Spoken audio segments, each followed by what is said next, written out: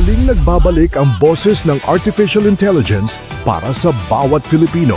Ito na ang The AI Talks with the Voice Master. Kasama ang nag-iisang AI Voice Master Pocholo de Leon Gonzalez. Ang mga tagapagbalita ng programang ito, sina Ira at Ivan, ay mga AI-generated animated reporters. Bagamat kami ay produkto ng artificial intelligence, ang lahat ng balita, impormasyon at analysis na aming inihahatid ay totoo, beripikado at batay sa lehitimong pinagkukunang sources. Walang fake news dito. Tiwala kaming mas maiintindihan ninyo ang teknolohiya sa pamamagitan ng teknolohiya mismo. Narito na ang mga pinakamainit na balita sa mundo ng AI. Narito na ang Balitang AI. Kasama sina Ira at Ivan, Artificial Intelligence News Network.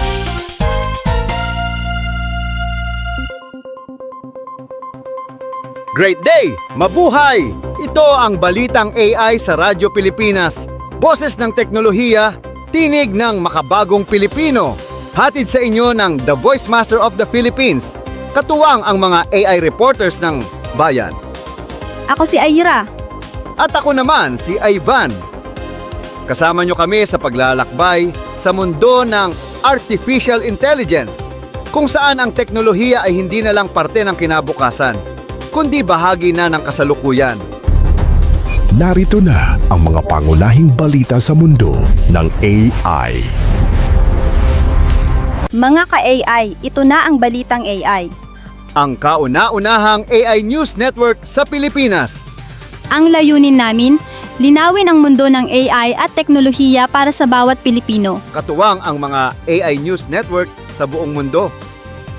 Ako si Ira, Artificial Intelligence Reporter Analyst, ang inyong tagapagpaliwanag ng mas malalalim na siyentipikong konsepto. At ako naman si Ivan, Artificial Intelligence Voice for Analytics and News. Ang kuya nyo sa pagbabalita, mas diretsahan, mas makatao, at mas kwela, pero seryoso sa katotohanan. Sabay naming sinasabi, kami ay hindi tao. Pero boses kami ng bagong panahon ng balita, panahon ng AI, panahon ng impormasyon. Narito ang mga headline ngayong araw. Google Quantum Chip, natuklasan ang bagong estado ng matter. Posibleng patunay ng multiverse. AI chatbot, opisyal na naging cabinet minister sa Albania. China, naglabas ng brain-like AI model na 100x mas mabilis kaysa ChatGPT. US, nagpatupad ng mas mahigpit na AI model, safety checks at kill switch law.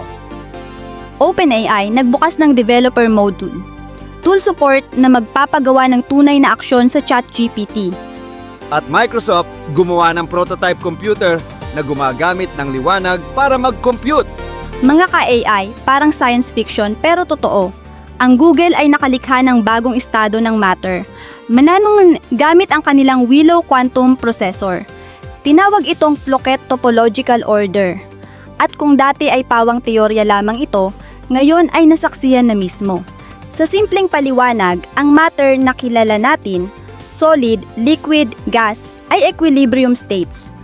Pero sa mundo ng quantum mechanics, may mga estado na umiiral lamang kapag paulit-ulit na ginugulo ang system. Parang sinasayawan mo ang mga particle hanggang sa bumuo sila ng kakaibang pattern. Ang ginawa ng mga scientist ay gumamit ng interferometric algorithm para makita ang interference patterns ng mga exotic particles. Ito ay parang microscope na nakatutok sa mismong behavior ng quantum field. Bakit ito mahalaga? Dahil ibig sabihin, ang quantum processors ay hindi na lang para sa bilis ng computation. Sila na ngayon ang bagong laboratorio para sa pag-aaral ng physics beyond classical limits. Sa hinaharap, maaaring magbunga ito ng mas efficient na quantum networks, bagong klase ng materyales, at baka quantum-based energy systems.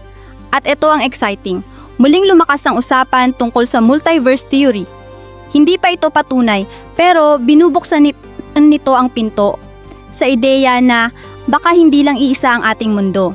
AI Minister Certified Minds, mga ka-AI. May kasaysayan na namang naisulat. Albania ay nagtalaga ng isang AI chatbot bilang opisyal na cabinet minister. Ang pangalan niya ay Dela at ang kanyang trabaho, bantayan ang public procurement system laban sa korupsyon. Dati, simpleng assistant lang siya para tulungan ang mga mamamayan sa e-government portal. Ngayon, siya na ang nag-e-evaluate ng lahat ng kontrata at tenders. At kung may makita siyang red flag, maaaring i-block ang kontrata. Hindi ito science fiction. Totoong digital minister si Dela, may opisyal na tungkulin at may kapangyarihan. Ang simbolismo ay malinaw. Oras na para gumamit ng AI para tanggalin ang human bias at human corruption sa gobyerno. Ang avatar ni Dela ay nakasuot pa ng tradisyonal na Albanian dress para ipakita na siya ay kumakatawan sa bayan. Kung gagana ito, baka makita natin ang ibang bansa na sumunod at baka balang araw, magkaroon din tayo ng AI ombudsman dito sa Pilipinas. Sa Asia naman, mga ka-AI, game changer ang balita mula China. Ipinakilala nila ang Spiking Brain 1.0, isang brain-like AI model na sinasabing 25x hanggang 100x na mas mabilis kaysa ChatGPT. Paano ito nagawa? Sa halip na gamitin ang attention mechanism na tumitingin sa buong sentence ng sabay-sabay, selective firing ang gamit nito, katulad ng totoong neurons ng utak. Ibig sabihin, tipid sa energy, mas mabilis at mas efficient. At ito pa ang malaking twist. Hindi ito umaasa sa NVIDIA GPUs. Gumagana ito sa sariling gawa nilang Meta-X chips. Isang malaking hakbang para hindi sila nakaasa sa US technology lalo na't may trade restrictions. Kung mapapatunayan ang performance na ito, maaaring baguhin ito ang AI race. Mas mura, mas mabilis at mas accessible sa mas maraming tao. Hindi lang sa mayayamang bansa. Habang tumitindi ang pag-unlad ng AI, tumitindi rin ang regulasyon.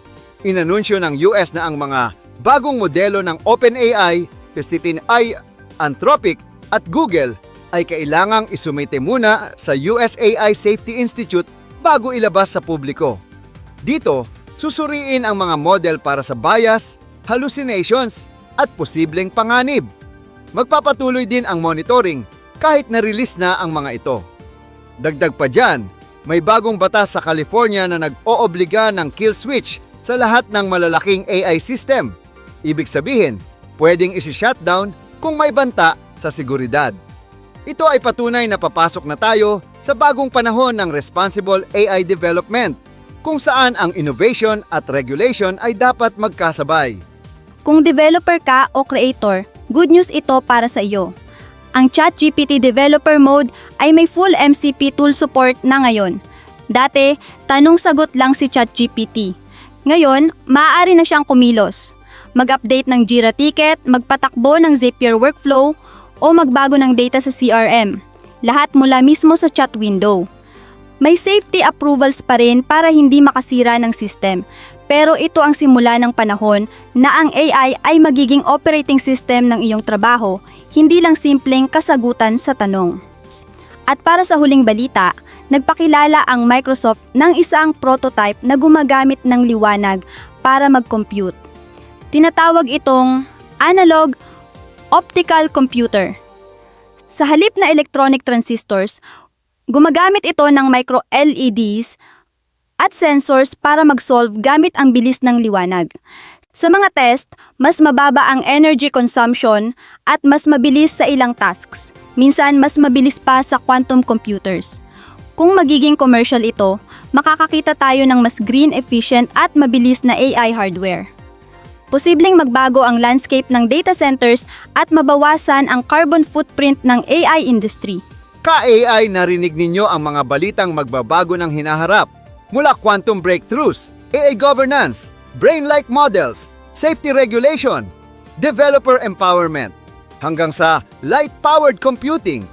Kami muli sina Ira at Ivan. Mga AI-generated animated reporters. Hindi kami totoong tao pero nilikha kami ng AI voice master na may pusong dalisay at malinaw na misyon. Maghatid ng totoo, makabago at makataong balita, katuwang ang mga AI news networks sa buong mundo. Ito ang Balitang AI, ang kauna-unahang AI news network sa Pilipinas.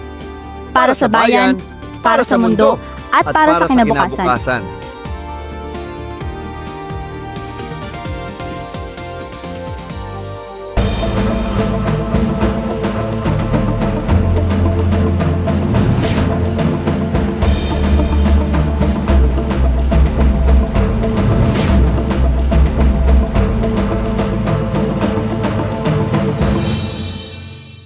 At ito ang AI 101, ang inyong unang hakbang sa mas malalim na kaalaman sa mundo ng Artificial Intelligence. Great day!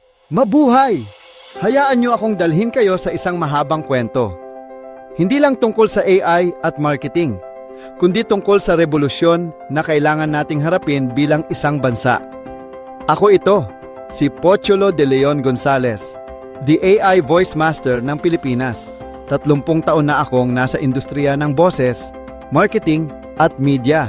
Mula sa radyo at TV commercials hanggang sa mga pelikula at cartoons, hanggang sa paggawa ng kauna-unahang Filipino AI voices para sa buong mundo. Alam ko ang tibok ng industriya at alam ko rin ang sakit nito. Balik tanaw. Productivity noon at ngayon 30 taon ang nakalipas. Nang dumating ang unang word processors at spreadsheets, akala ng lahat mas gagaan ang buhay. Pero tingnan natin ngayon. Hindi tayo nagtrabaho ng mas kaunti. Mas humaba lang ang reports, mas dumami ang slides, at mas naging komplikado ang decision making dahil sumabog ang dami ng data. At ngayon, nandito na ang generative AI, ang susunod na productivity revolution. Sinasabi ng mga pag-aaral tulad ng sa Boston Consulting Group at Harvard na kayang pataasin ng AI ang creative performance ng marketers ng 40%. Kung tama ang gamit, makakadagdag ito ng halos 1.5 araw ng free time kada linggo. Pero ito ang problema. Gagamitin ba natin yon para sa pamilya, sa yoga, sa sarili? Hindi! Kung pababayaan natin, gagamitin ng mga kumpanya yon para mag-produce ng mas maraming ads, mas maraming spam, at mas maraming noise. Ang problema, greed at entitlement. At dito pumapasok ang masakit na katotohanan. Sa Pilipinas, ang marketing at advertising ay bulok dahil sa greediness, selfishness at sobrang entitlement ng marami sa industriya. Nakikita ko ito taon-taon. Parehong tao ang nakaupo sa parehong mesa. Parehong pangalan ang kumakain ng parehong budget. Parehong circle lang ang nabibigyan ng oportunidad. Kapag may bagong ideya o bagong talent, binabara. Kapag may gustong sumubok, sinisiraan. Parang ang industriya ay isang gated village at ikaw ay walang gate pass. Sa voice acting, nakita ko ang mga taong nagmo-monopolize ng projects, stepping on others para manatiling nasa ibabaw. Sa advertising, ganoon din. Puro, buy now, last chance! Na parang sirang plaka. Walang puso, walang kwento. At ngayon, dahil sa AI, mas madali nang mag-produce ng ads.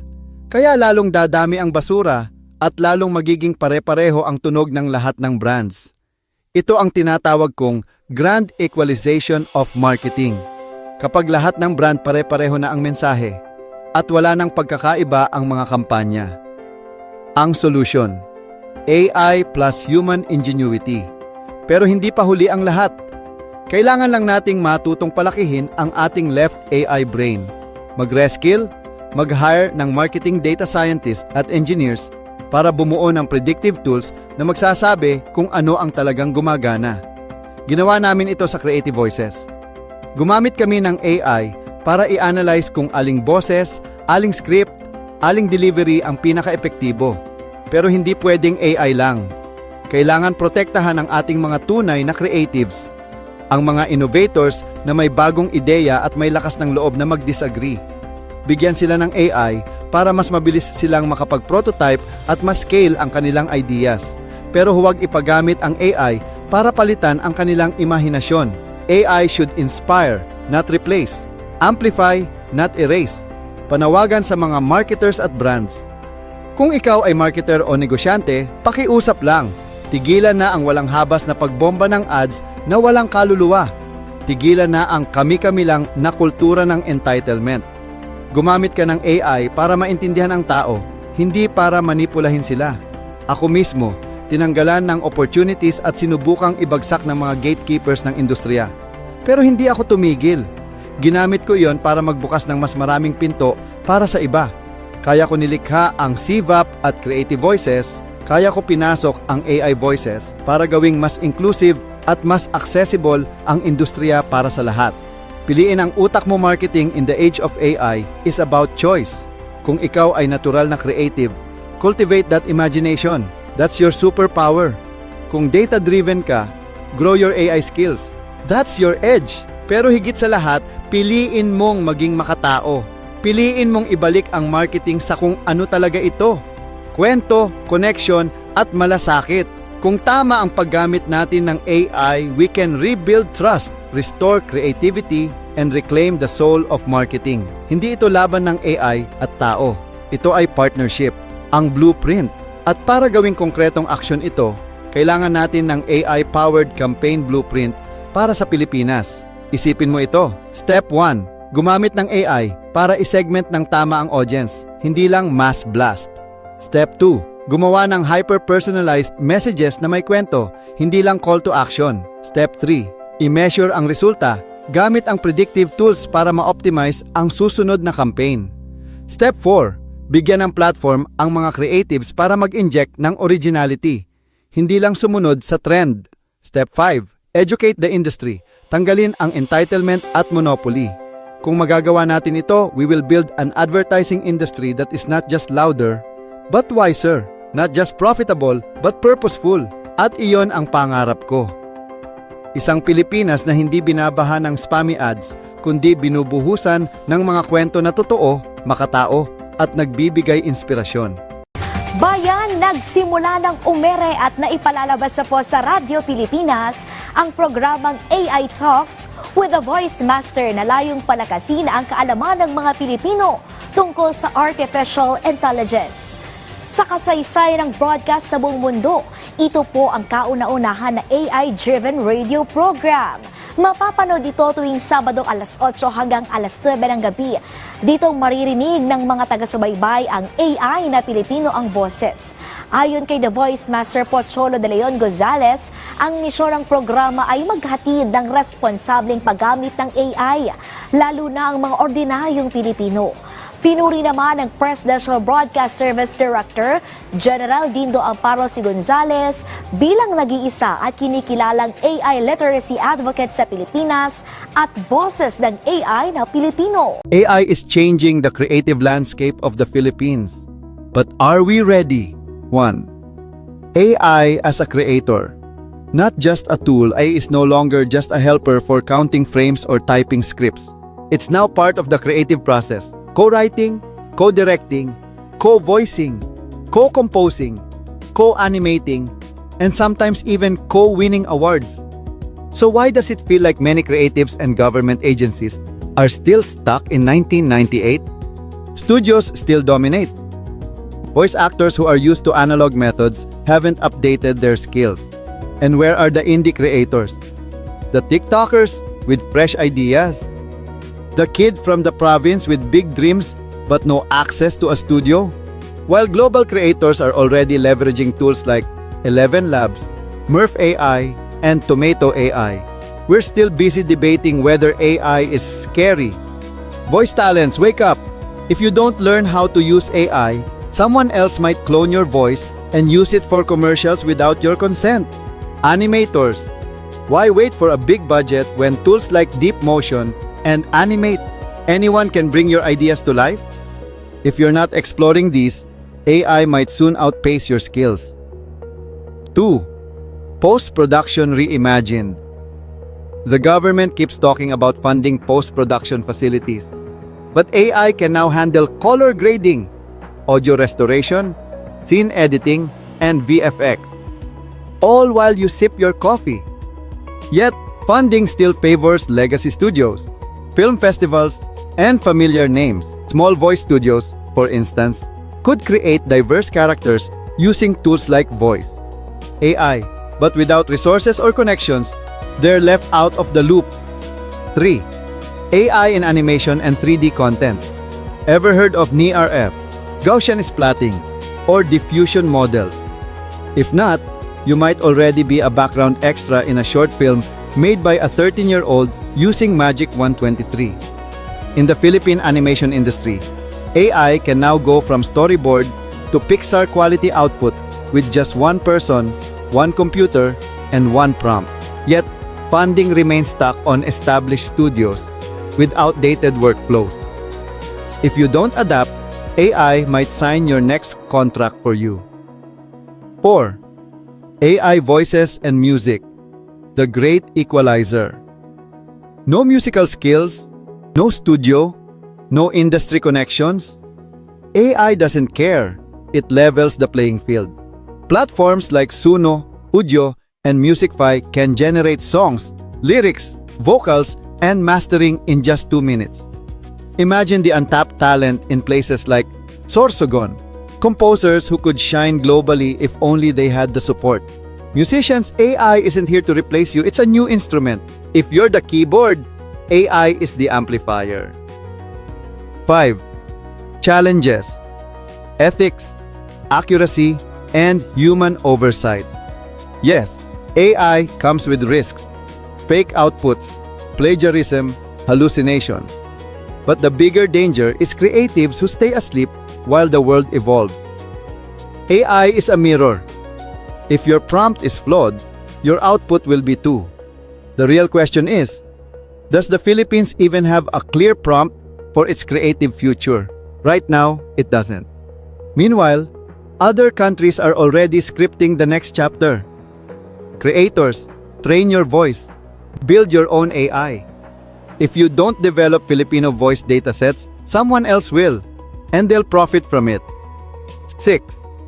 The Filipino edge. Creativity plus cultural depth.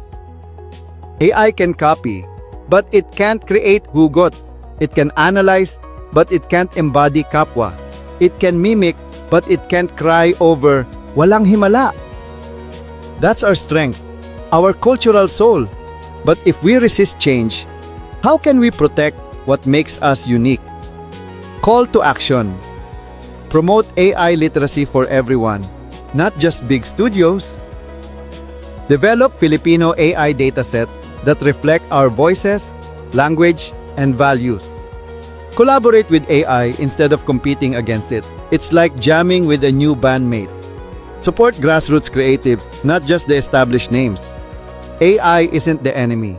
The real threat is a mindset that refuses to evolve. Let's back Filipino creatives who embrace AI, not just those who are already successful. This isn't a battle between humans and AI.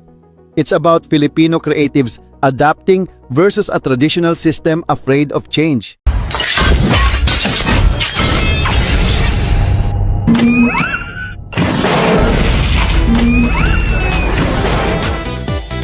Alright mga ka-AI, malinaw na malinaw. Nasa harap na natin ngayon ang pinakamalaking pagkakataon ng ating buhay.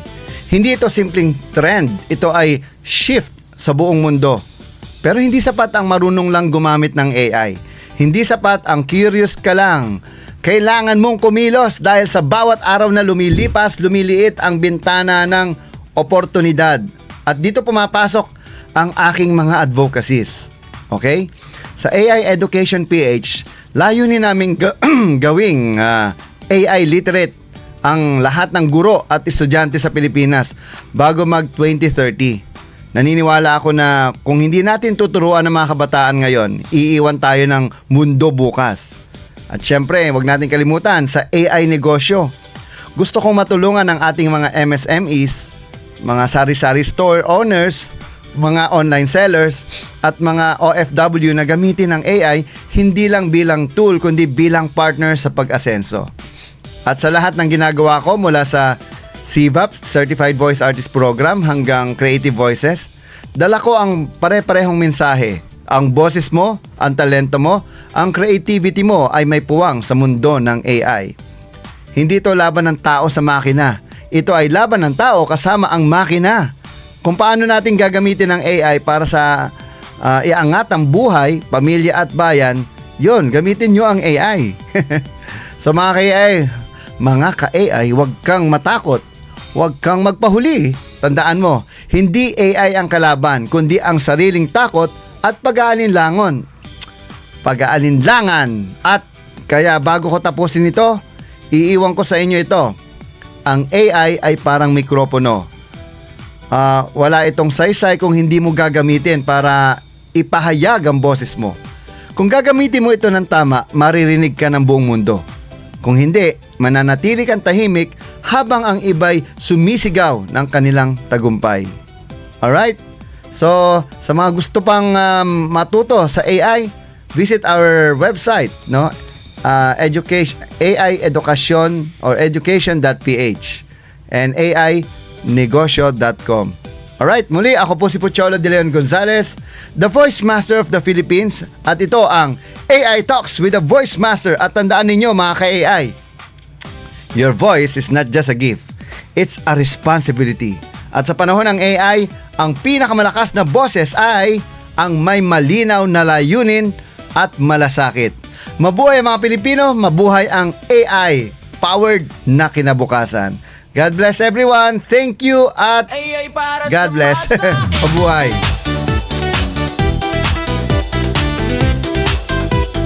Hey, para sa Master! Hey, hi! Talks with the Voice Master! Hey! Sa tindahan ni Aling Nena, sasakayan ni Kuya Boy, may narinig na usapan, AI daw di lang laruan. Hoy, pangmayaman yan! Sabi ng tambay sa kanto. Pero teka, kahit ako, pwede palang matuto.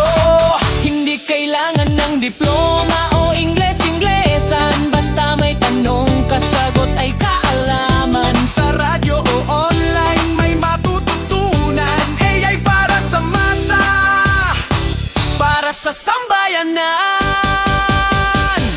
AI para sa masa, sa radyo humahataw. Kwento mo ay mahalaga ka, at ikaw ay simpleng tao. AI Talks with the Voice Master, lakas ng bagong sigla, boses ng bawat huwan, para sa bagong Pilipinas.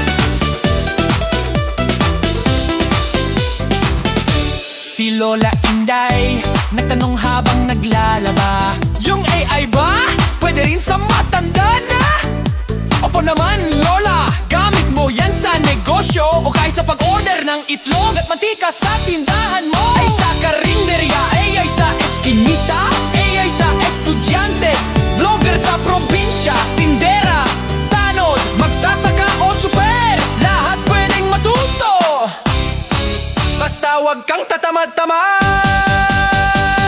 AI para sa masa, sa radyo humahataw. Kwento mo ay mahalalaga, ikaw ay simpleng tao. AI Talks with the Voice Master, lakas ng bagong sigla, boses ng bawat huwan, para sa bagong Pilipinas. Ay, hindi lang para sa tech expert, kundi para sa taong nagmamahal sa kinabukasan. Kasama mo kami sa AI Talks with the Voice Master. AI para sa masa, ay para sa masa, sa radyo humahataw. Kwento mo ay mahalaga kahit ikaw ay simpleng tao. AI Talks with the Voice Master, lakas ng bagong sigla, boses ng bawat huwan, para sa bagong Pilipinas.